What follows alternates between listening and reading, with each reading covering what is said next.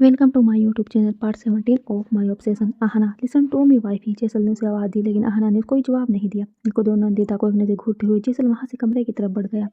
आहना खामोश खड़ी थी, उसके माथे पर सिकन अभी भी बनी हुई थी। तभी कमरे का दरवाजा जोर से खुला और आहना ने पलट कर देखा। जैसल अपने कदम बढ़ा आगे आया और बोला, खाना क्यों नहीं खाया वाइफी? आहना ने कोई जवाब नहीं दिया, बस जैसल को ऐसे ही देखती रही। जैसल ने एक गहरी सांस ली और एक पल के लिए अपनी आंखें बंद की। अगले ही पल उसने आहना को कंधे से पकड़ते हुए उसे अपने करीब किया, उसकी आंखों में देखते हुए बोला, मेरी वजह से या मेरे लिए तुम्हें रत्ती मात्र भी तकलीफ नहीं होनी चाहिए वाइफी। मैं इन सब में बिल्कुल भी विश्वास नहीं करता। अगर व्रत करने से, पूजा पाठ करने से लोगों की उम्र लंबी होती तो शायद इस दुनिया में जन्म लेने वाला इंसान कभी मरता ही नहीं। अब तुम चुपचाप खाना खाओगी, मैं रूम में ही मंगवा देता हूँ। इतना कह के सल जाने को मुड़ा, तभी आहना ने उसकी बाजू को कसकर पकड़ लिया और बोली, तुम कहते हो ना कि मैं अपने मन का कर सकती हूँ, मैं बिल्कुल आजाद हूँ। तो मैं ये व्रत रखना चाहती हूँ तो तुम लोग क्यों रोक रहे हो मुझे? वाइफी, तुम मेरी बात नहीं समझ रही हो, जैसल इरिटेट होते हुए बोला। आहना जैसल के सीने से लग गई और बोली, प्लीज जैसल, मैं दिल से करना चाहती हूँ तो करने दो ना प्लीज, मेरा मन है ये व्रत करने का। आहना को मायूस देख जैसल ने उसे कंधे पकड़ मुझे अपने सीने से हटाया और उसके चेहरे को अपने हथेली में भरते हुए बोला, तुम्हें मेरी कमजोरी अच्छे से पता है ना वाइफी, जानती हो तुम मुझे भी नहीं देख सकता, इसलिए ऐसा लटका हुआ फेस बनाकर हर बात मनवा लेती हो। चलो ठीक है इजाजत, लेकिन अगर किसी भी वक्त तुम्हें ये महसूस हो कि तुम इस व्रत को कंटिन्यू कर सकती, देन इसी वक्त उसे तोड़ देना, गोट इट। आहना हल्का मुस्कुराकर बोली, समझ गई। जैसल ने आहना के माथे पर हल्के से किस किया और बोला, आता हूँ चेंज करके। आहना ने मुस्कुराकर बस हाँ में अपना सिर हिला दिया।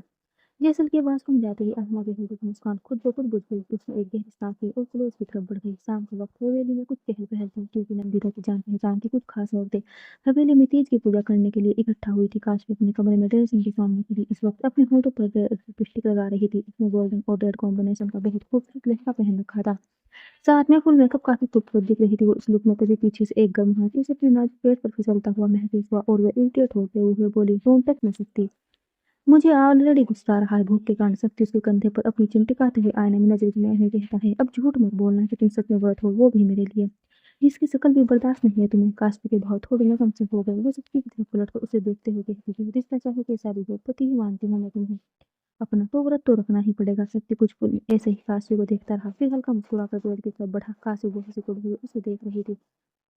शक्ति बेड के नीचे झुका और एक प्लेट को खींचकर बाहर निकाला, फिर उस प्लेट को हाथ में लिए हुए काशवी के करीब आया। हम तो इस साल भी उतनी ही शिद्दत से व्रत कर रही हूँ जितनी शिद्दत से हर साल रहती थी। यह कहते हुए उस प्लेट में रखी चिप्स को उठा शक्ति ने दांत के तले दबाया और कर किया गया कि उन दोनों के बीच खामोशी में गूंजी। काशवी का मुंह बन गया, उसे अंदर से गुस्सा भी आ रहा था, लेकिन कहने के लिए उसके पास कुछ भी नहीं था। तो वहीं शक्ति के जी में महक उसे और ज्यादा इरिटेट कर रही थी। वे पैर पटकते हुए वहां से चली जाती है, जहां उनका कमरा हाफ ब्लू सफेद हाफ इसलिए वो ब्लाउज के साथ मैरून कलर की हेवी एम्ब्रॉयडरी साड़ी में दिखती। आईने के सामने खड़ी थी। उसने अपने बालों का परफेक्ट जोड़ा बनाया हुआ था, कान के पास लटकती हुई कर्ली लटे बेहद आकर्षक लग रही थी। आंखों में गाढ़ा काजल, होठों पर मैरून लिपस्टिक, कलाई से भरी हुई चूड़ियां, गले में जे आकार के लॉकेट के अलावा डायमंड का एक पतला सा नेकलेस। इस वक्त अहाना अपनी इयररिंग को अपने कानों में डाल ही रही थी कि जैसल के सख्त हाथों ने उसके हाथों को रोक लिया। अहाना ने कुछ रिएक्ट नहीं किया। जैसल बड़ी नजाकत से अहाना के कान में वो इयररिंग्स डालने लगा, फिर उसने अहाना के कंधे पकड़ उसे अपनी तरफ घुमाया और खामोशी से उसके चांद जैसे चेहरे को बस एकटक निहारने लगा। उसकी नजर अहाना के चेहरे पर हद से ज्यादा गहरी थी। अहाना की नजर की गहराई में खोई हुई सी कहती है, इनसे क्या देख रहे हो? जैसल अहाना के गाल को थोड़े से छूते हुए गहरे अल्फाजों में कहता हूँ, देख रहा हूँ कि दुनिया का चांद भले ही आसमान में है, पर मेरा चांद जमीन पर शिफ्ट हो चुका है। वो चाँद पूरी दुनिया को रोशन करता है और ये चाँद मेरी ज़िंदगी को रोशन करता है। वो चाँद अपने आसमान पे छोड़ दे तो लोगों की ज़िंदगी रुक जाएगी, और ये चाँद मेरी लाइफ से चला जाए तो मेरी सांसें थम जाएगी। जिसल की आंखों में आहना के लिए इश्क की गहराई को शायद आहना तो देख पा रही थी, लेकिन जाने की वो देखना नहीं चाहती थी। वो जिसल की गहरी आंखों से अपनी निगाहें उठा लेती है और कहती है, हर वक्त के फिल्म में डायलॉग मारना जरूरी है क्या? जिसल हल्का सा मुस्कुराता है और कहता है, चलो ये भी ठीक है, तुम्हें मेरे जज्बात फिल्मी लग रहे हैं तो फिर हमारी कहानी भी फ़िल्मों की तरह खुशनुमा हो जाए बस। जैसे फ़िल्मों में हैप्पी एंडिंग होती है, बस वैसे ही एक खुशनुमा सफ़र के साथ हम दोनों की कहानी को भी मुकाम मिले। ये कहते हुए जैसल की आंखों में एक चमकती, एक मासूम मुस्कान ने उसकी होठों पर अपना बसेरा सजा लिया था, जिसे देखकर आहना की आंख जाने क्यों नम हो चुकी थी, जिसका अंदाजा खुद उसे भी नहीं हुआ था। लेकिन हर कहानी की हैप्पी एंडिंग हो ऐसा जरूरी तो नहीं। आहना के ख्याल पर जैसल की मुस्कान किसी दीपक की तरह फड़फड़ा कर बुझ गई। उसके माथे पर कुछ बल पड़ गया। उसने सवालिया निगाहों से अहाना को निहारा, लेकिन अहाना ने इसके आगे कुछ और नहीं कहा और कमरे से बाहर निकल गई। जैसल वहीं खड़ा रह गया, जाते हुए अहाना के कहने का मतलब समझने की कोशिश कर रहा था, या फिर वे सब कुछ समझ चुका था, पता नहीं। अनम्यूट हवेली के बाहर फ्रंट एरिया में एक छोटा सा पंडाल बना हुआ था, जहाँ भगवान शिव की प्रतिमा विराजमान थी और सभी औरतें उस प्रतिमा के सामने बैठी अपनी पूजा के विधि विधान में व्यस्त थी। आहना ने भी अपने सिर का पल्लू रखा हुआ था और नंदा पिता के बताए अनुसार पूजा कर रही थी। क्योंकि मुकुंद ने नंदिता को सख्त हिदायत दी थी कि आहना का पहला तेज है, इस वजह से सारे विधि विधान अच्छे से समझाए बिना मन के ही सही, लेकिन नंदिता को मुकुंद की बात माननी ही पड़ी। कुछ देर बाद आहना हवेली के अंदर आई। हॉल में स्कोर नहीं था क्योंकि सब लोग पंडाल में थे। आहना की नजर डाइनिंग टेबल पर एक बाउल में रखे लड्डुओं पर पड़ी। वो कुछ पल बिना किसी भाव के उन लड्डुओं की तरफ निहारती रही। फिर एक गहरी सांस लेकर वे डाइनिंग टेबल के पास गई और उनमें से एक लड्डू उठा लिया। कुछ पल रुककर उसने एक लड्डू खाना शुरू किया और दो तीन लड्डू वहीं खड़े हुए खा गई। वे जैसे ही पीछे पलटी, उसके चेहरे के भाव थोड़े बदल गए क्योंकि काश भी आंखें बड़ी किए हुए आहना को ही निहार रही थी। काजवी इस वक्त हद से ज्यादा हैरान थी। वो बोहे सिकोड़ते हुए कहती है, तुमने व्रत तोड़ दिया। आहना काजवी के करीब आई और हल्का मुस्कुराकर बोली, तुमने वीडियो नहीं बनाया? अगर बनाया है तो जाओ जाकर जैसल को दिखा दे। काजवी के हाथ में और ज्यादा हैरान हो चले गए।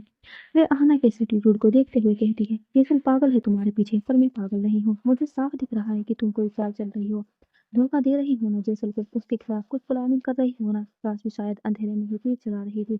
आहना ने अपना सिर टेढ़ा किया और हल्का मुस्कुराकर बोली, yes you are absolutely right. मैं गेम खेल रही हूँ, पर अफसोस की बात यह है कि तुम बिना मतलब इस गेम में शामिल होने की कोशिश कर रही हो। आहना ने बस इतना ही कहा और आगे बढ़ो। तभी कासवी ने जल्दबाजी में कहा, मैं जैसल को तुम्हारा असली चेहरा दिखा के रहूंगी। आहना के कदम वहीं ठहर गए, लेकिन वो काशवी की तरफ पलटी नहीं बल्कि उसकी तरफ अपनी पीठ फेर गई और बोली, तुम में और मुझ में जैसल किसे चुनेगा? इसका अंदाजा तो बखूबी होगा तुम्हें। तुम 1000 बार भी उसके सामने इसे चुन रखोगी तो वो 1000 बार मुझे ही चुनेगा। ये बात आहना ने बड़े गुरूर के साथ कही और फिर सीढ़ियां चढ़ते हुए अपने कमरे की तरफ चली गई। अनबिलीवेबल, ये छुई मुई सी दिखने वाली लड़की अपने दिमाग में कितनी बड़ी प्लानिंग लेकर चल रही है। इसके इरादे बिल्कुल भी नेक नहीं लग रहे मुझे। ये करना क्या चाहती है? क्यों नाटक कर रही है जैसल के साथ? क्या मकसद है इसका? सोच सोचकर कासवी का सिर फटने लगा था। जहान का कमरा। आहना रूम में आती है तो उसकी नजर सीधा जैसल से टकराती है, जो सोफे पे बैठा हुआ था और जो कॉफी टेबल पर अपने पैरों को फैला हुए अपने माथे पर उंगलियां रखे आहना की तरफ ही निहार रहा था, जैसे उसके इंतजार में ही था। उसके होठों पर बसी तिरछी मुस्कान को देखते हुए आहना थोड़ा इरिटेट होती हुई कहती है, तुम्हारे पास आज कोई काम नहीं है क्या? बस मुझे ही घूरे जा रहे हो। जैसल ने अपने पैर कॉफी टेबल से हटाए और सोफे से उठ आहना के नजदीक आया।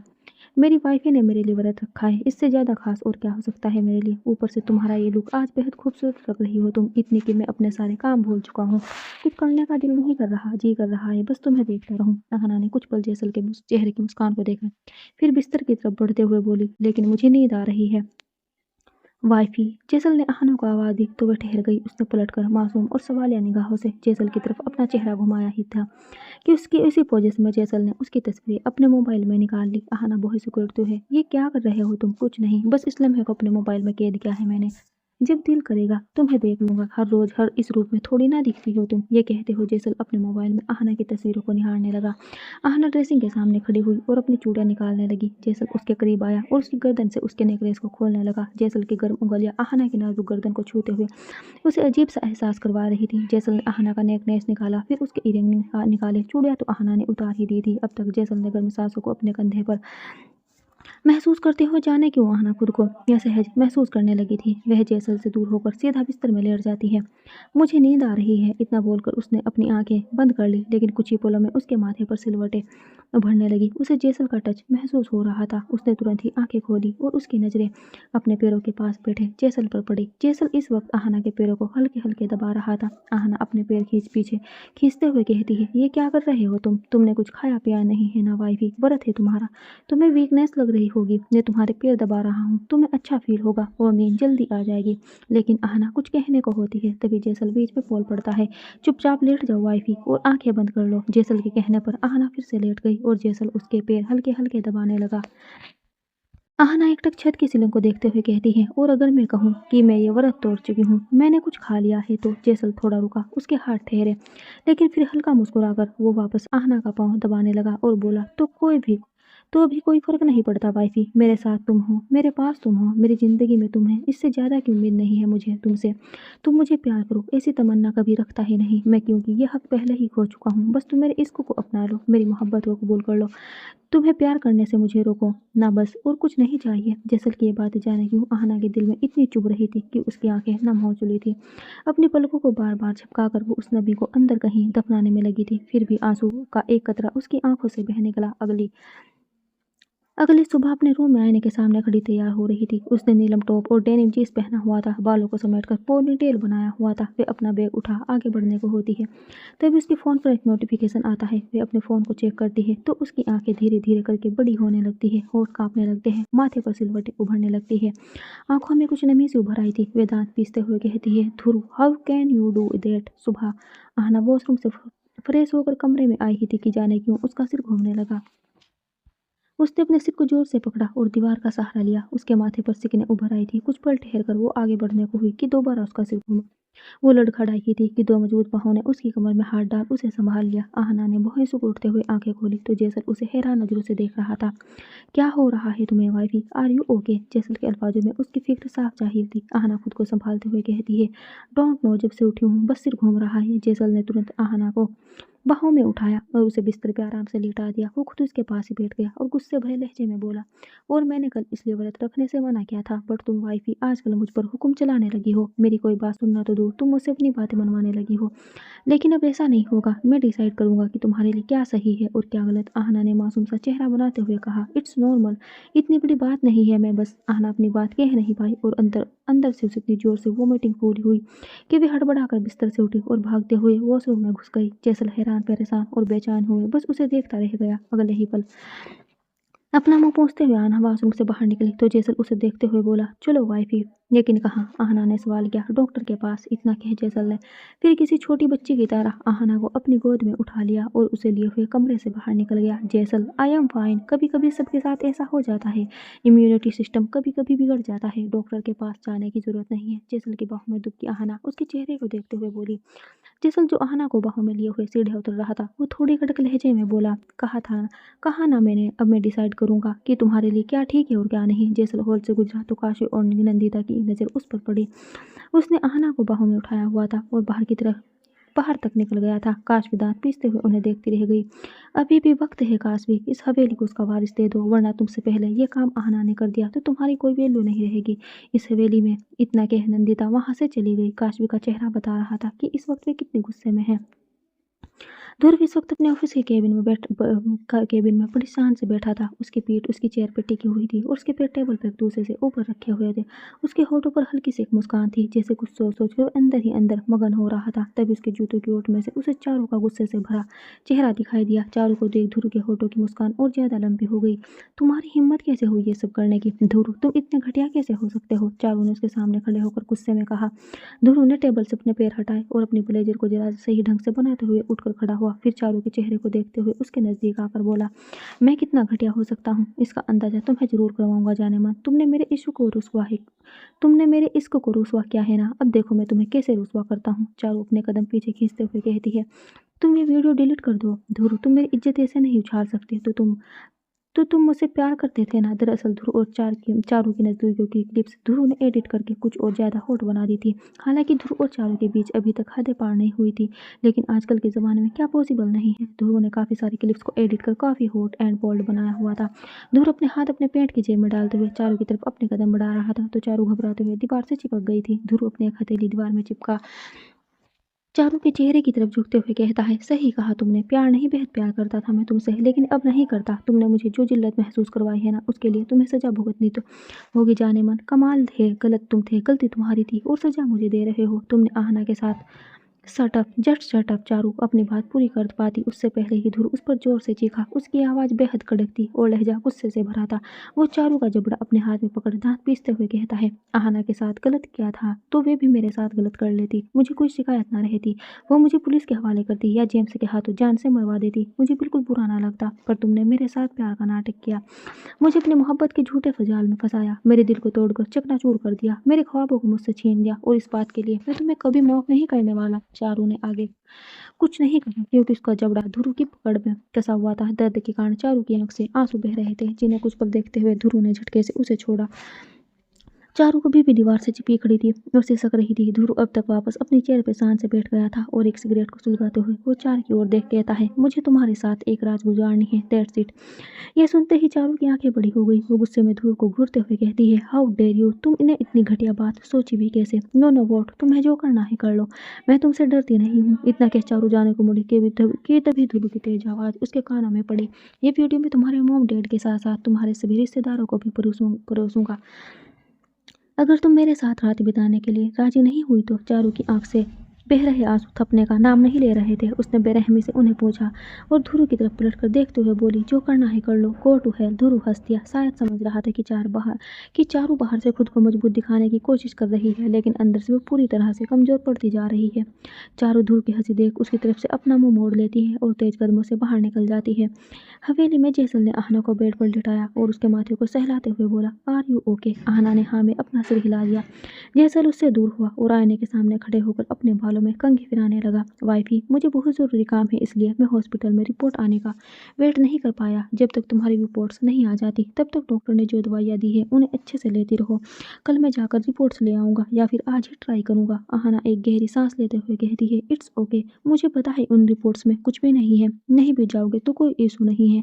आई am feeling better now. Jesal ने कंघी ड्रेसिंग टेबल पर वापस रखी और आहना के करीब आते हुए बोला, लापरवाही बर्दाश्त नहीं करूंगा वाइफी, तुम्हें अपना ध्यान रखना है, मैं जल्दी आता हूँ। इतना कह उसने बड़ी शिद्दत से आहना का माथा चूमा और तेज कदमों से बाहर निकल गया। आहना कुछ पल उसे जाते हुए देखती रही, फिर अपने तकिए के नीचे से अपना मोबाइल निकाल तुरंत किसी को कॉल लगाया। मोबाइल को कान पर लगाते हुए वे उठकर आगे बढ़ी और गेट लॉक कर लिया। दूसरी तरफ से आवाज आई, आहना, कब से कॉल कर रही हूँ मैं। सॉरी चारू, एक्चुअली हॉस्पिटल में थी और जेसल भी साथ था, इसलिए कॉल रिसीव नहीं कर पाई। आहना वापस बेड पर बैठ गई। तू हॉस्पिटल में थी? क्यों? तू हॉस्पिटल में क्यों थी? क्या हुआ है? तू ठीक है ना? चारू थोड़ा परेशान होते हुए बोली, आई एम फाइन। मेरी छोड़, तू अपनी बता, ध्रुव की वजह से इतनी परेशान है ना? आहना का सवाल सुन चारू की आंखों में वह गंदा वीडियो तैरने लगा जो उसका और ध्रुव का था, लेकिन आहना की बात का उसने कोई जवाब नहीं दिया। आहना बिस्तर से बेचैन होकर उठती है और खिड़की के पास जाकर खड़ी हो जाती है। मैंने सोचा था कि कांचिंदे ध्रुव को कभी जेल से बाहर नहीं निकलने देगा, लेकिन जैसल ध्रुव को बेल दिलवाने की कोशिश करे और वे सफल ना हो, ऐसा भी तो पॉसिबल नहीं था। मुझे तो लगा था कि ध्रुव के धोखे के बाद जैसल कभी उसकी बेल नहीं करवाएगा और अगर उसे जेल से बाहर निकाला भी दिया तो खुद अपने हाथों से उसकी जान ले लेगा, लेकिन जैसल ने उसे माफ कर दिया। जिस इंसान की डायरी में माफ़ी जैसा कोई शब्द ही नहीं था। धोखे की सज़ा सिर्फ मौत थी। उसकी अदालत में उसने ध्रुव को माफ़ कर दिया। क्यों? आहना अपने प्लान के फ्लॉप होने पर थोड़ा इरिटेट थी, जिसे सुन चारू ने कहा, क्योंकि वे तेरे प्यार में बदल गया है। आहना, शायद सच में बदल गया है वो विलेन, शायद तेरी खातिर हीरो बन गया है, शायद तेरे लिए उसने अपने हर रोल बदल दिए हैं। चारू की बात सुन आहना कुछ पल शांत रही। जाने क्यों वो चारू के मुंह से ऐसी बातें सुनना नहीं चाह रही थी या उसे बर्दाश्त नहीं हो रही थी। वे बात को बदलते हुए कहती है, ध्रुव तुझे परेशान तो नहीं कर रहा? अगर ऐसा है तो तू बोल मुझे, मेरे पास एक सॉलिड प्लान है उसे वापस जेल में डालने का। चारू कुछ पल ठहरी रही, दिल और दिमाग के बीच कहीं उलझी रही। दिमाग कह रहा था कि आहना की बात मानकर फिर से ध्रुव के खिलाफ प्लानिंग करे और उसकी ब्लैकमेलिंग से खुद को बचा ले, लेकिन दिल था जो कहीं ना कहीं उसे ऐसा करने से रोक रहा था। चारू की खामोशी सुन आहना ने दोबारा सवाल किया, वो तुझे परेशान कर रहा है चारू? नन्ना ही आहना, वो मुझे मिला भी नहीं। आई डोंट नो वो कहाँ है, कोई कांटेक्ट नहीं है मेरा उससे। चारू की बात सुन आहना ने गहरी सांस ली और बोली, ठीक है, तू अपना ध्यान रख, बाद में बात करती हूँ। इतना कि आहना फोन रखने को हुई कि चारू की आवाज ने उसे कॉल कट करने से रोक लिया। आहना, जैसल सच में तुझसे प्यार करने लगा है, ये बात मैं दूर रहकर भी समझ पा रही हूँ, तो तुझे भी एहसास हो ही गया होगा कि कितना चाहता है वे तुझे। अब बंद कर देते हैं सब कुछ, छोड़ देते हैं यहीं पर सारी प्लानिंग्स। आहना की आंखें अब नम हो चली थी। वो थोड़ा गुस्से में कहती है, ये तू कह रही है? तुझे तो मैंने अपना हर जख्म बताया था ना, तेरा तो हक नहीं है मुझे ऐसी नसीहत देने का। मैंने अपनी लाइफ में जो सहा है उसे मैं कभी नहीं भूलूंगी। मैं जैसे में खुद को हरा के रहूंगी, उसे हारना होगा और जो पाप उसने किए हैं उनकी सजा उसे भुगतनी होगी। आहना, लेकिन चारू अभी आगे कुछ कहना चाह रही थी, लेकिन आहना का गला ऐसे रूंध गया था कि वे चाहकर भी चारू से अपनी बात को कंटिन्यू नहीं कर पाई और तुरंत कॉल कट कर दिया। इस वक्त वो ड्रेसिंग के सामने खड़ी थी और खुद को एकटक निहार रही थी। उसकी आंखों में आंसू भरे हुए थे और गालों पर भी आंसू की धारें बहती जा रही थी। कुछ पल खुद को ऐसे निहारते हुए आहना अपने आंसू को बेदर्दी से पूंछती है और एक गहरी सांस लेती है, जैसे आने वाले तूफान के लिए खुद को तैयार कर रही थी। रात का वक्त, जहान का कमरा। जैसल बिस्तर पे सीधा लेटा हुआ था, उसकी आंखें बंद थी, शायद सो रहा था। कमरे में अंधेरा था, बिखरी थी तो ब्लू कलर की मध्यम सी रोशनी। तभी अपने हाथ में चाकू लिए एक शख्स जैसल की ओर बढ़ने लगता है। उसके हुलिये से पता चल रहा था कि वे शख्स कोई लड़की थी। वो धीरे धीरे अपने कदम बढ़ा, जैसल के नजदीक आती चली आ रही थी और जैसल बेपरवाही से सो रहा था। वह लड़की अपने हाथ में एक धारदार और बड़ा चाकू लिए हुए जैसल के सिरहाने पर खड़ी हो गई। कुछ पल ठहरी रही, फिर अचानक उसने चाकू को ऊपर उठाया और तेजी के साथ नीचे करते हुए जैसल के पेट में घोंप दिया। आहा! जैसल की चीख निकली। वो लड़की दोबारा जैसल पर वार करती। तब तक जैसल ने उसकी कलाई पकड़ ली। वे दर्द में कराहते हुए बोला, कौन हो तुम? वो लड़की बस नफरत से जैसल को देखती रही। जब उसने कोई जवाब नहीं दिया तो जैसल ने उसकी कलाई पकड़ उसे अपने बेहद नजदीक खींच लिया। अब जाकर उस लड़के का चेहरा जैसल को दिखा तो उसकी आंखें बड़ी हो गई। वाइफी! इतना कह जैसल जल्दी से उठा। वह खुद को देखने लगा। उसने साइड लैंप चलाया और कमरे में चारों ओर नजर दौड़ाने लगा। कहीं कुछ नहीं दिख रहा था। उसके पेट पर चाकू का कोई वार नहीं था। आहना शांति से उसी बिस्तर पर सो रही थी। जैसल के माथे पर पसीना आ चुका था, जिसे उसने साफ किया और बिस्तर पर बैठ गया। ये कैसा सपना था? ऐसा पहली बार हुआ है कि किसी सपने से मुझे खो पा रहा है। इसलिए नहीं कि उस सपने में मैंने अपनी मौत देखी, बल्कि इसलिए कि उस सपने में मैंने आहना को मुझे धोखा देते हुए देखा। No, it's just a dream. इतना कि जैसल ने मासूमियत से सो रही आहना को देखा। वो फिर हल्का मुस्कुराकर खुद से बोला, मेरी वाइफी ने मुझे चुन लिया है। उसका बिहेवियर मेरे लिए बिल्कुल बदल गया है। बेशक उसे मुझसे मोहब्बत नहीं है, पर वह मुझसे नफरत भी नहीं करती और इतना काफ़ी है मेरे लिए। भूल जाओ इसे। जैसल ये सिर्फ सपना था, बुरा सपना। इतना कि जैसल ने अपने सूखे गले को गीला करने के लिए एक गिलास पानी पिया और वापस से बिस्तर में लेट गया। उसने आहना के माथे को चूमा और उसे अपने सीने में छुपाते हुए आंखें बंद कर ली। जैसल की आंखों के बंद होते ही आहना ने अपनी आंखें खोली और कुछ पल बिना किसी एक्सप्रेशन के उसके चेहरे को देखा। अगले ही पल उसने भी अपनी आंखें बंद कर ली। दूसरी तरफ चारू अपने बिस्तर में लेटी हुई इधर से उधर करवटें ले रही थी। उसके जहन में इस वक्त बहुत कुछ चल रहा था। वह खुद के लिए तो डर ही रही थी, लेकिन खुद से ज्यादा जाने क्यों उसे आहना की चिंता हो रही थी। तभी उसका फोन रिंग होता है। उसने देखा कि मोबाइल पर अननोन नंबर फ्लैश हो रहा है। वह समझ गई कि ध्रुव का ही फोन होगा, क्योंकि उसने ध्रुव का मेन नंबर ब्लॉक करके रखा था। वह एक बार कॉल कट करती है, लेकिन फ़ोन दोबारा रिंग होता है। वे चिढ़ते हुए कॉल रिसीव करती है और ध्रुव पर बरस पड़ती है। क्यों तंग कर रहे हो? मैंने कहा ना, तुम्हें जो करना है कर लो। मैं तुमसे डरती नहीं हूँ। वैसे भी वीडियो आधा सच्चा है और आधा फेक। और ये बात तुम किस किस को समझाओगे जाने मन, कि वो वीडियो आधा सच्चा है लेकिन आधा फेक? ध्रुव कोल्ड वॉइस में बोला। चारू खामोश रह गई, क्योंकि वे जानती थी कि अगर वीडियो उसके मॉम डैड तक पहुंचा तो क्या से क्या हो जाएगा। अपने बच्चों को इन सब चीज़ों में इन्वॉल्व देखकर माँ बाप एक ही डिसीजन लेते हैं कि सब कुछ छोड़ छाड़ कर घर पे आ जाओ और बाहर निकलना बंद कर दो, जो कि चारू बिल्कुल नहीं चाहती थी। वो अपना मेडिकल कोर्स पूरा करना चाहती थी। इसमें उसे कोई अड़चन बर्दाश्त नहीं थी। चारू की खामोशी सुन ध्रुव थोड़ा हंसा, फिर बोला, जानता हूँ तुम मुझसे नहीं डरती, बहुत बहादुर हो, पर हर लड़की अपनी इज्जत के उछलने से तो डरती हो। मैंने बस तुम्हें ये बताने के लिए कॉल किया है कि मुझे तुम्हारे डैड का नंबर मिल गया है और जब मैं इस वीडियो को उन्हें भेजने वाला हूँ। Goodbye. इतना कि ध्रुव कॉल कट करने को हुआ कि तभी चारू हड़बड़ाकर बोली, ध्रुव लिसन प्लीज। ध्रुव ठहर गया। उसके लोगों पर डेविल स्माइल आ गई। चारू अपना थूक अंदर करते हुए कहती है, प्लीज ध्रुव, फैमिली को इन सब में इन्वॉल्व मत करो। तो तुम मेरे साथ ऐसा नहीं कर सकते। मैं तुम्हारा प्यार हूं ना। प्यार की दुहाइयां देना बंद करो जाने मन। I hate love.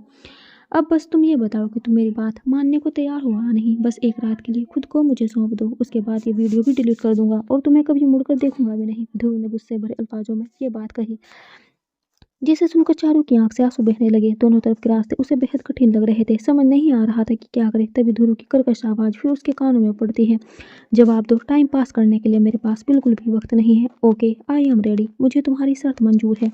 बेहद कांपती हुई और दर्द भरी आवाज में चारू ने यह बात कही, जिसे सुन ध्रुव के चेहरे पर डेविल स्माइल आ गई। उसने कोल्ड वॉइस में कहा, स्मार्ट मूव जाने मन। तो कल के लिए तैयार रहना। कल हिसाब बराबर करने की रात है। कल जिल्लत के बदले जिल्लत महसूस करने की रात है। कल सब कुछ खत्म करने की रात है। All the best. ध्रुव की बात सुन चारू का रोना निकल गया। वो सिसकने लगी। उसकी सिसकों की आवाज सुन ध्रुव ने तुरंत कॉल कर दी। अगले दिन जैसल इस वक्त अपने बंगले में था। वही बंगला जहां उसके काले कर्ण नामों की एक अलग सिगरेट दुनिया बसी हुई थी। वो रॉयल सोफे पर बैठा था और एकटक छत की सीलिंग को निहार रहा था। उसके हाथ में दो सिगरेट एक साथ फंसी हुई थी और वह उन दोनों के साथ एक कस और उन दोनों के एक कस एक साथ भर रहा था। राका उसके सामने आकर खड़ा हो जाता है और कहता है, boss, hammer want to contact with you. उसका कहना है कि कुछ बहुत इंपॉर्टेंट बात वह आपको बताना चाहता है। जैसल के हाथ में जो सिगरेट थी वह सिगरेट अब पूरी तरह सुलग चुकी थी। वह अपना हाथ आगे बढ़ा राका को दूसरी सिगरेट देने का इशारा करता है तो राका जमीन की तरफ देखने लगता है, जहां अनगिनत सिगरेट पड़ी हुई थी, जो सुलग सुलग कर राख का ढेर बन चुकी थी। बॉस, मुझे लगता है बाप को और नहीं पीनी चाहिए, या फिर थोड़ी देर बाद भी तो अच्छा है, राका ने थोड़ा हिचकिचाते हुए कहा। घर में रहता हूँ तो वाइफ ही मना करती है, यहाँ यहाँ तुमने भी शुरू कर दिया। लेकिन राका, मैंने मेरी वाइफ की बात मानी है, मैं उसके सामने बिल्कुल भी नशा नहीं करता आजकल, पर मैं तुम्हारे सामने भी शरीफ बनकर रहूंगा, ऐसी उम्मीद मत करना मुझसे। ये बात जेसल ने थोड़े मजाक के अंदाज में कही थी। सॉरी बॉस, मैं लेकर आता हूँ दूसरी सिगरेट। राका की बात सुन जेसल ने होठ टेढ़े करते हुए कहा, चलो जाने दो, तुम भी क्या याद रखोगे कि जेम्स अब पूरी तरह से बदल गया है, अब वो सिर्फ जेसल बन गया है। आहना का जेसल। ये कहते हुए जेसल के लोगों पर सुकून भरी मुस्कान आ गई। बॉस, मैं कह रहा था कि हेमर। राका ने फिर से अपनी बात कहनी चाहिए, लेकिन उसकी बात को बीच में ही काटते हुए जेसल ने अपनी बात कह दी। राका, अगर कभी ऐसा वक्त आए कि मेरी वाइफ अकेली हो, मैं चाहकर भी उसके आसपास ना रह पाऊँ, तो तुम ईमानदारी से उसके साथ खड़े रहोगे, मेरी गैर मौजूदगी में भी तुम उसके पास रहोगे, उसे हर बुराई से प्रोटेक्ट करोगे। जेसल की बात पर राका बिल्कुल खामोश रहा। वो थोड़ा हैरान भी लग रहा था। ये आज बॉस अचानक ऐसी बातें क्यों कर रहे हैं। राका अपने मन ही मन ये बात सोच रहा था। मेरे किसी हुक्म को मानने के लिए तुम्हें सोचना पड़ रहा है राका। जेसल ने बिना किसी भाव के ये बात कही। नहीं बॉस, आपका हुक्म से आंखों पर, जब तक शरीर में प्राण रहेंगे मैं आहना मैडम की रक्षा करता रहूंगा। इसके आगे जेसल खामोश रहा, फिर कुछ पर रुक कर बोला, चलो नीडील के बारे में बताओ। जेसल की बात सुन राका ने सहमति में अपना सिर हिलाया और उसे कुछ एक्सप्लेन करने लगा। जेसल खामोशी से बस सुनता रहा। हवेली में आहना इस वक्त अपने कमरे में थी। वे उधर से उधर चहलकदमी कर रही थी, जाने क्यों, लेकिन वे काफ़ी बेचैन लग रही थी। तभी उसका फ़ोन बजा। उसने जल्दी से गेट लॉक किया और बिस्तर से अपना मोबाइल उठा कॉल रिसीव किया। आप रेडी है फाइनल धमाके के लिए। दूसरी तरफ से ये आवाज़ आहना के कानों में गूंजी।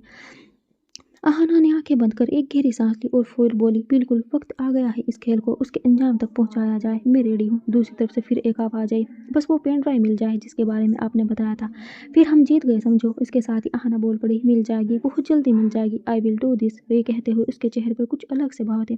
तभी दूसरी ओर से आवाज आई, ऑल द बेस्ट। आहना ने कुछ कहे बिना कॉल कट कर दी और अपने मोबाइल की कॉल हिस्ट्री में जा तुरंत ही उस नंबर को डिलीट कर दिया। उसके चेहरे पर इस वक्त कोई एक्सप्रेशन नहीं था।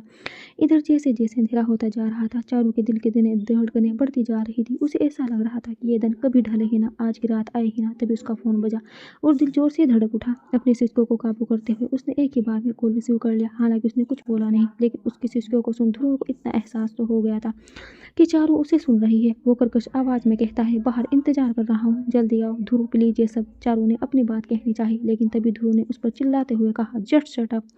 बकवास सुनने के लिए नहीं किया, नहीं हूँ यहाँ मैं, यहाँ पर जल्दी बाहर आओ, वरना तुम जानती हो मेरा अगला कदम क्या होगा।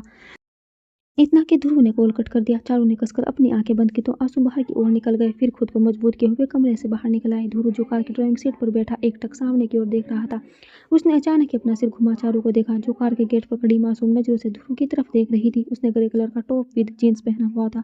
उसके खुले बाल हवाओं के साथ लहरा रहे थे, पलकें भीगी थी और चेहरे पर घबराहट की लकीरें भी साफ दिखाई दे रही थी। ध्रुव ने कुछ पल उसे देखा, फिर बगल की सीट का दरवाजा खोला और कड़क आवाज में बोला, जल्दी बैठो। चारू चुपचाप अंदर बैठ गई और अपना सिर झुका लिया। ध्रुव ने एक नजर बिना किसी भाव के चारू पर डाली, फिर कार को आगे बढ़ा दिया। हवेली में रात के लगभग 12 बज रहे थे। आहना बिस्तर में लेटे हुए गहरी नींद की ओर जा रही थी। तभी उसका फोन बजा। वे तुरंत उठकर बैठ गई। उसने अपना मोबाइल देखा तो उसमें जेसल का नाम फ्लैश हो रहा था। ये देख आहना की भौहें सिकुड़ गई। वे खुद से ही कहती है, ये मुझे कॉल कर रहा है, इट मीन्स घर पर नहीं है, लेकिन इस वक्त क्यों कॉल कर रहा है। कहते हुए उसने कॉल रिसीव की और जेसल ने बड़े ही मीठे शब्दों में कहा, वाइफी। उसके ऐसा कहने से आहना का दिल जोर से धड़क उठा और इस एहसास पर उसे गुस्सा भी आया। वो खामोश रही। तभी जेसल एक गहरी सांस लेते हुए कहता है, ये बताने के लिए कॉल किया था कि 2 दिनों के लिए मुझे आउट ऑफ इंडिया जाना पड़ रहा है। बहुत अर्जेंट काम है। मैं तुम्हें छोड़कर जाना तो नहीं चाहता था, लेकिन फिर लगा कि कभी कभी दूर हो जाना भी जरूरी होता है, वरना उस इंसान की वैल्यू हमें कभी पता नहीं चल पाती। जेसल की बात सुन आहना ने एक गहरी सांस ली, फिर बोली, तो तुम अचानक क्यों जा रहे हो। अभी तक तो ऐसा कोई प्लान नहीं था तुम्हारा। कुछ चीजें अचानक ही होती है वाइफी। इतना कह जेसल कुछ पल खामोश रहा, फिर बोला, गार्ड्स है वहाँ पर तुम्हारी सेफ्टी के लिए, कहीं बाहर जाना हो तो उन्हें साथ ले जाना और अपना बहुत ख्याल रखना। मैं जल्दी आ जाऊँगा, ठीक है। आहना ने बस इतना ही कहा और कॉल कट करने को हुई, लेकिन तभी जेसल की आवाज़ उसके कानों में पड़ी, आई love you wifey, I really love you. बहुत प्यार करता हूँ तुमसे, बस ये बात कभी अपने दिलो दिमाग से निकलने मत देना। जेसल की बात सुन आहना बिल्कुल शांत रह गई। उसकी आंखें जाने क्यों खुद ब खुद भर आई, दिल भारी सा होने लगा। जेसल ने कॉल कट कर दी थी, लेकिन आहना को जैसे अभी भी उसकी आवाज़ सुनाई दे रही थी, I love you wifey, I really love you. वे कुछ पल ऐसे ही मूर्ति की तरह बैठे रहे। फिर अपने आंसू को सुखाते हुए अपने चेहरे पर कड़क भाव देकर बोली, तुम आउट ऑफ इंडिया हो, मतलब यही सही वक्त है। वह तुरंत बिस्तर से उठी, दीवार पर लगी घड़ी की ओर देखा जहाँ रात के 12 बज रहे थे। इसके बाद वो तुरंत ही कमरे से बाहर निकल गई। आहना इस वक्त जेसल के उसी खुफिया बंगले में थी। बाहर पड़ा पहरा था, लेकिन जब वो यहाँ आई थी हर बार उसने नोटिस किया था कि बंगले के पीछे की तरफ सिर्फ 2 गार्ड्स रहते हैं। आहना ने इस वक्त दुपट्टे से अपने मुंह बांधा हुआ था और एक ब्लैक कलर का शॉल भी ओढ़ा हुआ था। वो जैसे ही पीछे के दरवाजे से घुसने के थे कि उन दोनों गार्ड्स ने उसे देख लिया और उस पर गन तान दी। क्योंकि आहना का फेस कवर था इसलिए वे दोनों समझ नहीं पाए कि ये लड़की कौन है। कौन हो तुम? इस वक्त यहाँ क्या कर रही हो? एक गार्ड ने सवाल किया। लेकिन आहना एक पल के लिए खामोश रही। फिर अगली सेकंड उसने अपने दोनों हाथों को शॉल से बाहर निकाला और अपने दोनों हाथों में लिया स्प्रे इन दोनों के मुंह पर तेजी के साथ प्रेस करती रही। वो दोनों गार्ड्स बेहोश होकर जमीन में गिर पड़े और अहना वहां से आगे बढ़ गई। इसके बाद पेरेंट्स के उसे सारे याद थे। वो उस कमरे के बाहर एक पल के लिए ठहरी जो कि जैसल का बेडरूम था। हाँ, वही कमरा जिसके अंदर का माहौल पूरी तरह सा काला था। हाँ, वही कमरा जिसके अंदर जैसल ने अहाना के जिस्म नहीं बल्कि उसके आत्मा को भी चोटें पहुंचाई थी। उस कमरे की ओर देखते हुए अहाना की आंख से आंसू का एक कतरा बह निकला जिसे उसने जल्दी से पूछा। अगले ही पल वे उस कमरे के बाहर थे जहाँ एक प्रवेश सिगरेट लॉकर था जिसमें जैसल के काले कारनामे का पूरा राज छिपा हुआ था। तभी उसे गार्ड्स की हलचल महसूस हुई तो वे जल्दी से दीवार की ओट में छिप गई। अगले ही पल वो गार्ड्स दूसरी तरफ बढ़ गए तो आहना उस कमरे में गेट को खोलने की कोशिश करने लगी लेकिन वे गेट लॉक था। आहना एक गहरी सांस लेते हुए खुद से कहती है एज एक्सपेक्टेड। उसने तुरंत अपने पेट की जेब में हाथ डाला और जेब से नेल फाइल निकाला। उस नेल फाइल को उसने दरवाजे पर लगे इंटरलॉक पर डाला और उसे प्रेस करते हुए उसे खोलने की कोशिश जारी कर दी। कुछ ही मिनटों में उसने गेट खोल भी दिया और गेट के अंदर से बंद करते हुए सीधा आगे बढ़ी। इस वक्त आहना दीवार में बने उस वॉल के सामने थी और उसे घूर रही थी। उसने अपने पेट की जेब से एक ट्रांसपेरेंट टेप निकाला जिस पर फिंगरप्रिंट के निशान बखूबी छुपे हुए थे। फिर उस टेप को अपने अंगूठे पर चिपकाते हुए उसने उस वॉल के लॉकर पर अपना वही अंगूठा चिपकाया और अगले ही पल में लॉकर खुल गया। आहना के होठों पर एक हल्की सी मुस्कान आ गई। दूसरी तरफ ध्रुव इस वक्त होटल के एक लग्जरी रूम में रखे सोफे पर आराम से बैठा था। उसके हाथ में ड्रिंक से भरा गिलास था और बड़ी शान के साथ वे सिप कर रहा था। उसकी गहरी नजर इस वक्त अपने सामने सहमी खड़ी हुई चारों पर टिकी थी। चारों एक नजर बड़ी मुश्किल से ध्रुव को देखते हुए अगले ही पल वो अपनी नजरें नीचे झुका लेती थी। ध्रुव ने गहरी सांस ली और ड्रिंक का गिलास सेंटर टेबल के ऊपर रखा। अगले ही पल अपनी शर्ट के ऊपर की दो बटन खोलते हुए चारों के नजदीक आने लगा तो चारों घबराते हुए अपने कदम को पीछे लेने लगी। ध्रुव प्लीज ये सब मत करो। तो तुम तो ऐसा नहीं थे ना प्लीज ध्रुव। ये कहते हुए चारों लगातार अपने कदम पीछे खींच रही थी और अचानक ही वे दीवार से चिपक गई। ध्रुव ने अपनी दोनों हथेलियों को दीवार में चिपका उसे अपनी बाहों के घेरे में कैद किया और उसके चेहरे के बेहद करीब होते हुए बोला सही कहा मैं ऐसा नहीं था। तुमसे सच्चा प्यार किया था। तुम्हारे जिस्म को पाने का ख्वाब नहीं देखा था। सिर्फ तुम्हारा प्यार पाने का ख्वाब देखा था लेकिन तुमने तोड़ कर रख दिए सारे ख्वाब। तो तुम अब तुम्हारे जिस्म पर ही अपने नाकामी का गुस्सा वसूल कर लो। थोड़ा तो सुकून मिले। इस वक्त ध्रुव चारों के बेहद नजदीक था। इतना कि उसकी नाक चारों के मुलायम गाल को टच कर रही थी। इतना कि उसकी देखते हुए सांसें चारों को अपने लबों पे फील हो रही थी। इन एहसासों से चारों बहुत ज्यादा घबरा रही थी। उसके चेहरे पर डर और मासूमियत साफ झलक रही थी। फिर उसके लबों को हल्कों से रब करते हुए अजीब आवाज में कहता है इतना क्यों डर रही हो? वही इंसान हूँ जिसके करीब तुम खुद आई थी। वही इंसान हूँ जिसके लबों को तुम खुद अपनी मर्जी से चूमा था तुमने। भले ही उसके पीछे का मकसद मुझे धोखा देना था। चारों ने अपनी भीगी पलकें उठा ध्रुव को देखा लेकिन कुछ कह नहीं सकी। उसके आंसू को देखते हुए ध्रुव कुछ पल के लिए ऐसे ही थम जाता है फिर उससे दूर होते हुए जाकर बिस्तर में बैठ जाता है। वे चारों को देखते हुए कहता है मजबूर होकर ही सही लेकिन तुमने मेरी शर्त मानी है तो आगे हम दोनों के बीच जो भी होने वाला है उसमें आई वॉन्ट योर इन्वॉल्वमेंट। तो सिर्फ मैं ही नहीं तुम्हें भी मेरा साथ देना होगा। Now come close to me. Dhruv की बात सुनकर चारों उसे बेबस नजरों से बस देखती रह गई। ध्रुव कर्कश आवाज में बोला तुम्हें सुनाई नहीं दिया? आई सेड मेरे करीब आओ। ध्रुव की डांट से चारों डरते हुए अपने कदम बढ़ा उसके करीब आ जाती है। ध्रुव ने नीचे से ऊपर तक उसे देखा फिर उसकी कलाई पकड़ उसे अपने ऊपर खींच लिया। चारों के बाल ध्रुव के चेहरे पर बिखर गए जिन्हें समेटते हुए ध्रुव के किनारे किया और कुछ पल ऐसे ही चारों को देखता रहा। चारों भी दर्द भरी नजरों से उसे ऐसे देख रही थी। उसके दर्द में एक पल के लिए ध्रुव खोने से लगा था।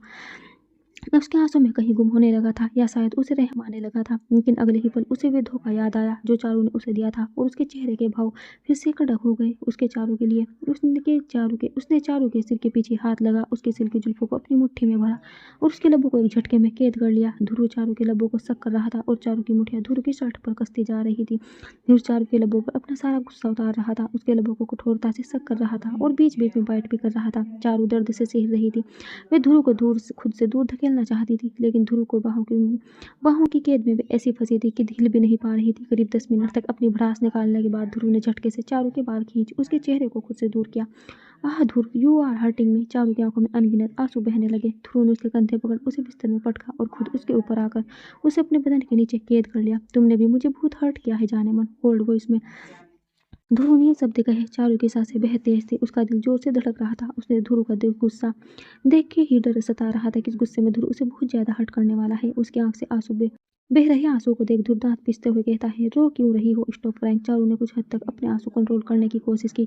ध्रुव ने कुछ पल उसके मासूम चेहरे को देखा, फिर उसके लबों से होते हुए अपनी नजर उसके पूरे बदन पर दौड़ाई। ध्रुव ने अपने कांपते हाथ से चारू की चेस्ट पर रखा तो चारू ने कसकर अपनी मुठ्ठियां बांध ली। उसे ध्रुव के साथ जबरदस्ती ये सब करने में ना जाने क्यों इतनी तकलीफ हो रही थी कि वह जोर से सिसकने लगी। उसे से रोते देख ध्रुव को अपने हाथ उसकी चेस्ट से हटाए और आंखें बंद कर एक गहरी सांस ली। वो बिस्तर से उठकर नीचे खड़ा हो गया। चारू अपने कपड़ों को ठीक करते हुए बिस्तर से उतर रही थी कि ध्रुव ने उसके नजदीक आकर झटके से उसकी बाजुओं को पकड़ लिया और उसे खुद के नजदीक करते हुए कांपती आवाज में बोला, यू नो वॉट, मुझे तुमसे इतना प्यार है कि मैं चाहकर भी तुम्हें हर्ट नहीं कर पा रहा। तुमने मुझे धोखा दिया, मुझे चीट किया। मैं इस बात का इंतकाम लेना चाहता था, पर देखो ना, इतनी कोशिशों के बाद भी तुम्हें तकलीफ नहीं दे पा रहा। सच कहते हैं लोग, तुम जिससे सच्चा प्यार करते हो उसकी आंखों में आंसू नहीं देख सकते। बहुत मना है इस दिल को कि ये तुमसे नफरत करे, तुम्हें हर्ट करे, लेकिन तुम नहीं समझोगी कि कितनी मोहब्बत है इस दिल को तुमसे। ध्रुव की बातों पर चारू चारू के चेहरे के भाव पूरी तरह से बदल गए थे। जहाँ कुछ देर तक उसकी आंखों में खौफ भरा था, वहीं अब हैरानी और आश्चर्य के भाव थे। ध्रुव ने चारू की बाजुओं को झटके से छोड़ा और उसकी तरफ अपनी पीठ कर ली। वे दर्द भरे अल्फाजों में बोला, जाओ, नहीं लेना मुझे तुमसे कोई बदला, क्योंकि मेरा दिल तुम्हें हट करने को तैयार नहीं। मैं तुम्हें दर्द में नहीं देख सकता। ध्रुव अभी भी चारू को इतना चाहता है कि उसके धोखे के बाद भी उसे अपने दिल से नहीं निकाल पा रहा। इस बात को सोचकर चारू का दिल भारी होने लगा। उसके दिल में कुछ एहसास जागने लगे। वो ध्रुव से कुछ कहने को होती है कि तभी ध्रुव बोल पड़ता है, रास्ते भले ही अलग होंगे पर मैं तुम्हें अपने दिल से कभी नहीं निकाल पाऊंगा। जाओ, तुम आजाद हो। आज के बाद ना कभी तुम्हें अपनी शक्ल दिखाऊंगा और ना कभी तुम्हारे रास्ते आऊंगा। 2 दिन बाद इस वक्त अंधेरी रात में सुनसान सड़क पर ब्लैक शूज की खटखट के साथ 2 पाँव धीरे धीरे करके आगे बढ़ रहे थे। उस शख्स ने ओवरसाइज कोट पहना हुआ था। उसका चेहरा रात के अंधेरे में ठीक से दिखाई नहीं दे रहा था।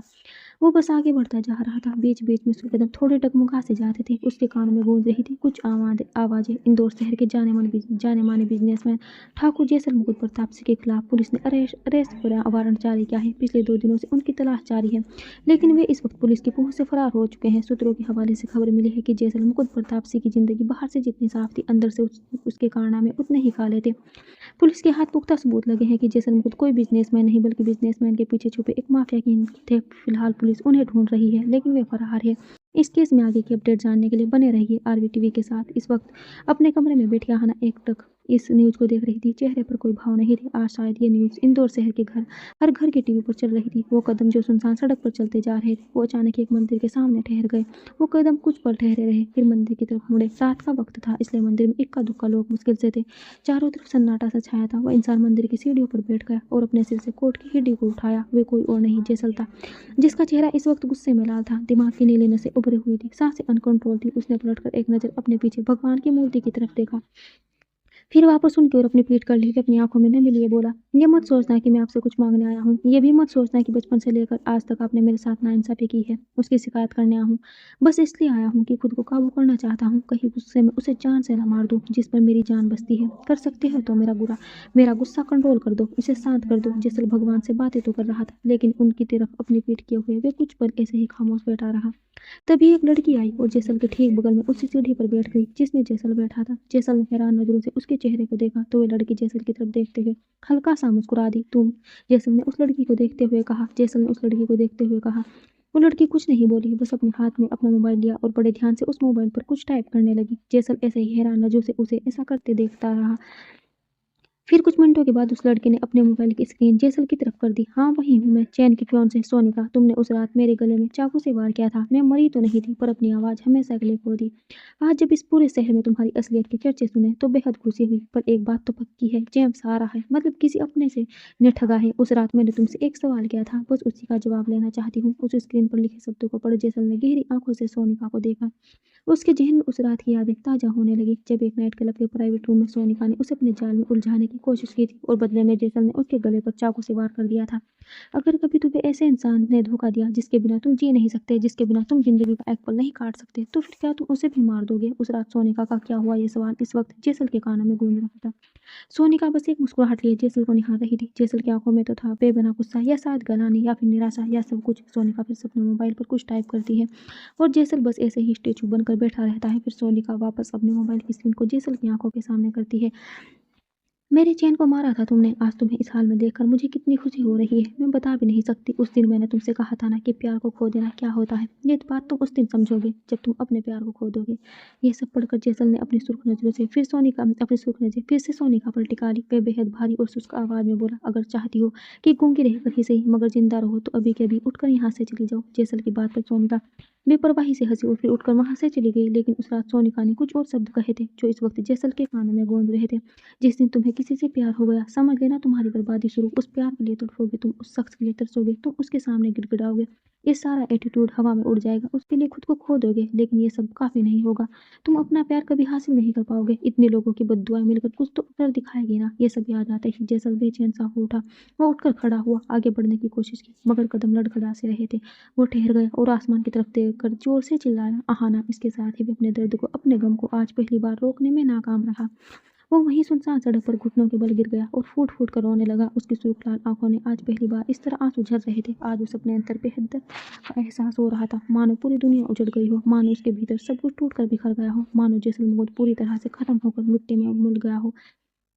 हवेली में आहना बिस्तर में बैठी थी। इस वक्त उसके चेहरे पर कोई भाव नहीं थे। तभी उसका मोबाइल रिंग होता है। वे कॉल रिसीव करती है। Well done miss Aahna Rawat, आपने बहुत ही बहादुरी से उस क्रिमिनल को हमारे जाल में फंसाया है। आहना ने बिना किसी रिएक्शन के कहा, इंस्पेक्टर आपने उसे अरेस्ट कर लिया? नहीं मिस रावत, उसका नंबर इस वक्त एक्टिव नहीं है, हम उसकी लोकेशन ट्रेस करने में नाकामयाब है। लेकिन जैसा आपने कहा कि 2 दिनों के लिए आउट ऑफ इंडिया है, तो हम वेट कर रहे हैं कि शायद इंडिया आते ही वे अपना नंबर ऑन करेगा। दूसरी तरफ से इंस्पेक्टर एकाज सिंधे बोला।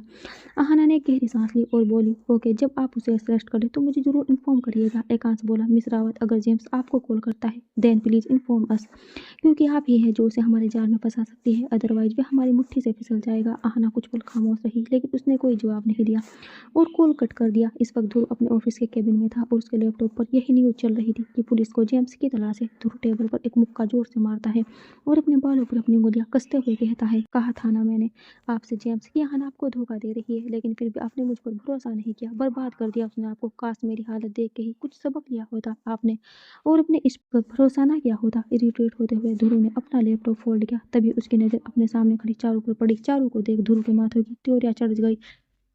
उसने कड़क आवाज में कहा, यहाँ क्या कर रही हो? क्या फिर से कोई जाल बिछाने आई हो? चारू कुछ पल खामोश रही और फिर मुंह बनाते हुए बोली, सॉरी। ध्रुव असमंजस में बोला, क्या कहा? चारू ध्रुव के थोड़ा नजदीक आकर खड़ी हो गई और बोली, सॉरी कहा। ध्रुव अपनी चेयर से उठकर खड़ा हुआ और चारू की बाजू पकड़ते हुए बोला, जाओ यहाँ से, फिर से तुम्हारी मासूमियत के जाल में नहीं फंसूंगा। ध्रुव, मैं तुमसे माफी मांगने आई हूँ, मुझे मेरी गलती का एहसास है। आई एम सॉरी ध्रुव, मुझे तुम्हारे जज्बातों के साथ नहीं खेलना चाहिए था, प्लीज माफ कर दो। चारू दर्द भरे अल्फाजों में बोली। ध्रुव हल्का मुस्कुरा कर बोला, आहना ने भेजा है ना तुम्हें? जैसे उसने जेम्स को बर्बाद कर दिया वैसे ही वे मुझे दोबारा जेल भेजना चाहती है। ये उसका दूसरा प्लान है कि तुम मुझसे माफी मांगो, मेरे नजदीक आओ और फिर से कोई एलिगेशन लगाकर मुझे जेल पर पहुंचा दो। नहीं ध्रुव, तुम गलत समझ रहे हो। चारू ने इतना ही कहा था कि ध्रुव ने उसका जबड़ा अपनी मुट्ठी में कैद कर लिया और गुस्से में बोला, मैं तुमसे प्यार करता हूँ और करता रहूंगा, लेकिन मैं अब तुम पर कभी भरोसा नहीं करूंगा, अंडरस्टैंड? ध्रुव चारू कुछ कहती उससे पहले ध्रुव ने उसकी बाजू पकड़ी और उसे जबरदस्ती अपने केबिन से बाहर धकेल दिया। Dhruv, listen to me once. Charu cabin से बाहर अपनी बात कह रही थी लेकिन ध्रुव ने अपनी केबिन लॉक कर लिया था। ये आज का वक्त ऐसे ही गुजर गया था। न आहना के हिस्से में नींद आई और जैसल के हिस्से तो शायद हमेशा के लिए खो गई थी। उसने सड़क पर ही सारी रात बिता दी थी, यूं ही खामोश तनहा और दर्द के साथ। तो हवेली में लग्जरी रूम और आरामदायक बिस्तर में भी आहना को बेहद बेचैनी फील हो रही थी। वो काफी देर तक इधर से उधर करवटें लेती रही, फिर अचानक ही उठकर बैठ गई। नहीं, मैंने कुछ गलत नहीं किया। ही वो रेपिस्ट, उसने मेरे साथ जो किया उसकी सिर्फ सजा हो सकती है, माफी नहीं। सुधर जाने से पुराने पापों की माफी नहीं मिल जाती। मैं गलत नहीं हूँ, मैंने कुछ गलत नहीं किया। जाने वे अपने दिमाग को समझा रही थी, अपने दिल को, लेकिन उसके चेहरे पर बेचैनी साफ दिख रही थी। अगली सुबह आहना फ्रेश होकर इस वक्त वॉशरूम से निकली ही थी कि उसकी नजर सोफे पर बैठी काशवी पर पड़ी। काशवी को देख आहना ने उसे इग्नोर करते हुए कहा, यहाँ क्या कर रही हो? आहना इस वक्त ड्रेसिंग के सामने खड़ी थी। काशवी उसे घूरते हुए कहती है, जैसल के बारे में जो न्यूज फैल रही है उसमें तुम्हारा हाथ है ना? आहना कुछ पल ठहरी रही, फिर वो काशवी की तरफ पलट कर बोली, मैं कोई एजेंट नहीं हूँ, ना कोई सीबीआई, ना पुलिस, जो मैं जैसल की सीक्रेट आइडेंटिटी को रिवील करूंगी।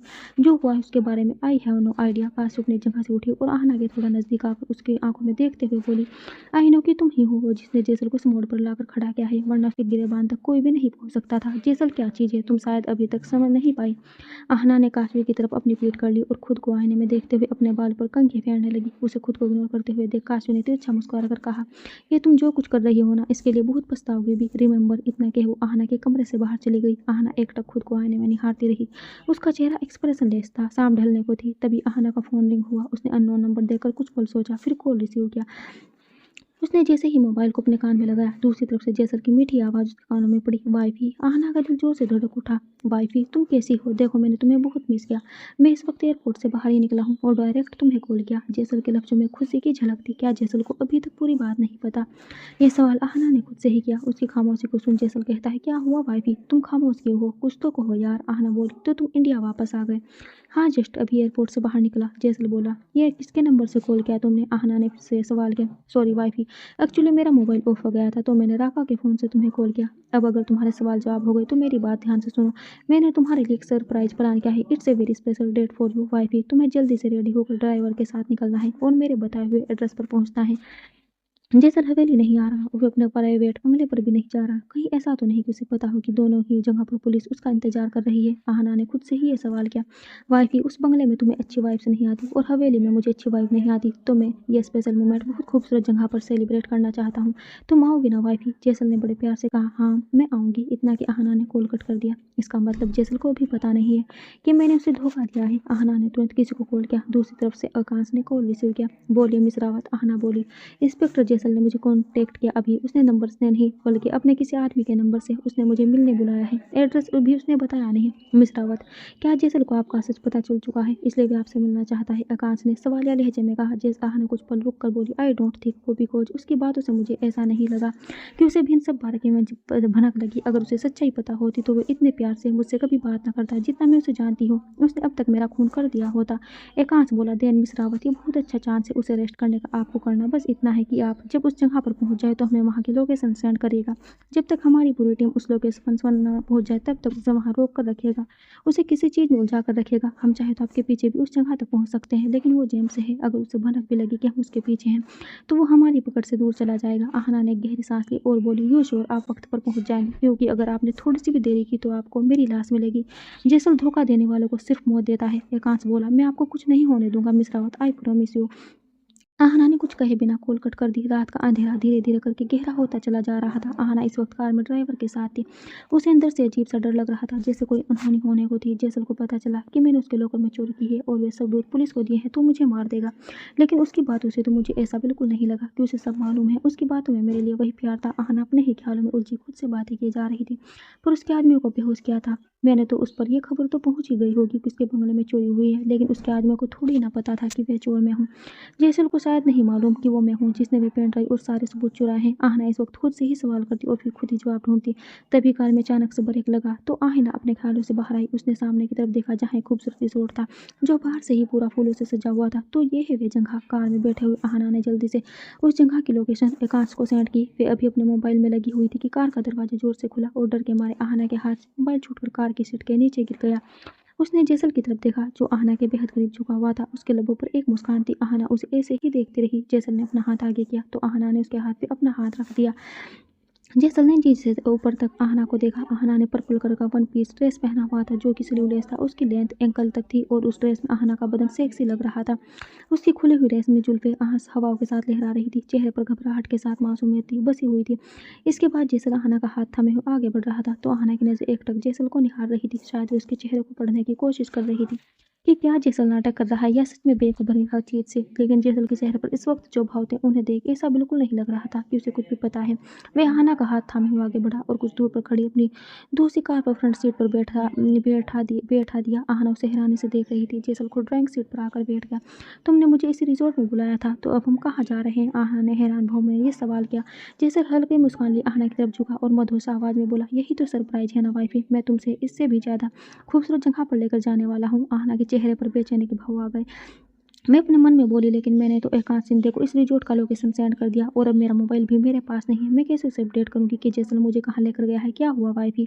इतना डरी हुई क्यों हूँ? जैसल की बात सुन आहना डर के मारे उचक गई क्योंकि यह बात जैसल ने बिल्कुल आहना के कान को छूते हुए कही थी। कार आगे बढ़ चुकी थी। आहना पीछे की तरफ देखते हुए कहती है, जैसल मेरा फोन उस कार में गिर गया था, 1 मिनट रुको मैं उसे लेकर आती हूँ। जैसल ने कार रोकने की जगह स्पीड को और ज्यादा तेज कर दिया और तिरछा मुस्कुरा कर बोला, हम दोनों साथ होंगे तो फोन की क्या जरूरत होगी वाइफी?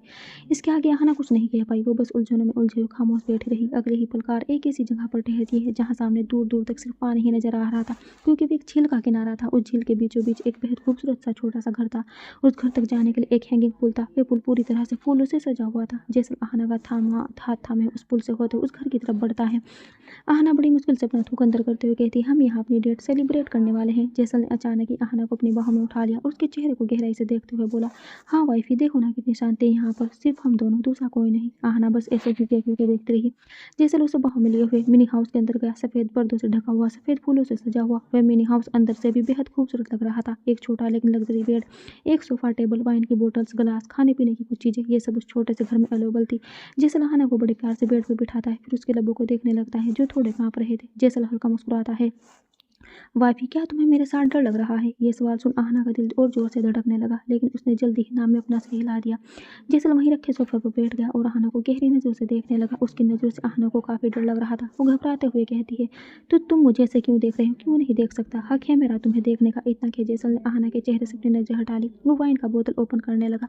आहना अपने मन ही मन सोच रही थी कि मोबाइल तो गाड़ी में गिर गया था, अब यहाँ की लोकेशन कैसे भेजूं, कैसे बताऊं इस इंस्पेक्टर को किस रिजॉर्ट में नहीं बल्कि झील के किनारे हूँ, क्या करूं? तभी आहना की नजर जैसल पर पड़ती है। जैसल ने अपना मोबाइल निकाला और कॉफी टेबल के ऊपर रख दिया। आहना की नजर उस मोबाइल पर टिक गई, जैसे उसके दिमाग में कोई ख्याल आया हो। जैसल ने वाइन से भरा एक गिलास आहना की तरफ बढ़ाया और बोला, लेट्स सेलिब्रेट वाइफी। जैसल, मैं ये नहीं पीती, you are know very well. Aahna ने मुंह बनाते हुए कहा, yes yes I know wifey. चलो ठीक है, मैं तुम्हें कोल्ड ड्रिंक दे देता हूँ। इतना कह जैसल ने टेबल के ऊपर से एक दूसरा गिलास उठाया और आहना के करीब आकर बैठ गया। ये लो वाइफी कोल्ड ड्रिंक, तो पी सकती हो ना? आहना ने हाँ में अपना सिर हिला दिया और वे गिलास जैसल के हाथ से ले लिया। ये जाम हमारे इश्क के नाम। इतना कह जैसल ने आहना के गिलास से चीयर्स किया। फिर एक ही घूंट में उसने गिलास से भरा सारा ड्रिंक खत्म कर दिया। आहना ने भी थोड़ा सा ड्रिंक पिया और बाकी का बचा हुआ टेबल पर रख दिया। जैसल कुछ पल आहना को ऐसे ही निहारता रहा, फिर अचानक ही उसकी गोद में अपना सिर रखकर लेट गया। उसका ऐसा करने से आहना थोड़ा हैरान हुई। जैसल ने सुकून से अपनी आंखें बंद कर ली थी और आहना की हथेली पकड़ अपने सिर पर रख दी थी। मेरा सिर सहलाओ वाइफी प्लीज, जैसल ने रिक्वेस्ट भरे लहजे में कहा। आहना की सांसें डर से वैसे भी तेज थी और अब जैसल की हरकतों से वो और ज्यादा खौफ में थी, लेकिन खुद को सेहत दिखाते हुए वह खामोशी से जैसल को अपनी उंगलियों से सुलझाने लगती है।